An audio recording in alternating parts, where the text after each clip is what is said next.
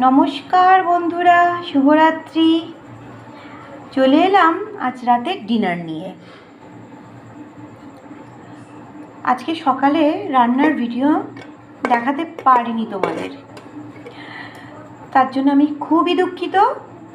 তবে আজকের রান্নায় কী আছে একটু দেখিয়ে দিই। খুবই সাদামাটা, একেবারেই সাধারণ রান্না। তোমরা দেখে অবশ্য খুশি হবে না, কিন্তু আমার দেখাতে ভালো লাগে, তোমাদের সাথে আনন্দ ভাগ করে নিতে তোমাদের সাথে আমার ভালো লাগে। তো চলো দেখিয়ে দিই আজকে কি আছে ডিনারে। এই যে অনেকক্ষণ ধরে দেখাচ্ছি যেটা, এটা হচ্ছে আর মাছের ঝাল, মানে আর মাছের তেল ঝাল করেছি আদা রসুন পেঁয়াজ টমেটো ধনেপাতা দিয়ে। মাছটা আরও একদিন খেয়েছিলাম, দারুণ খেতে।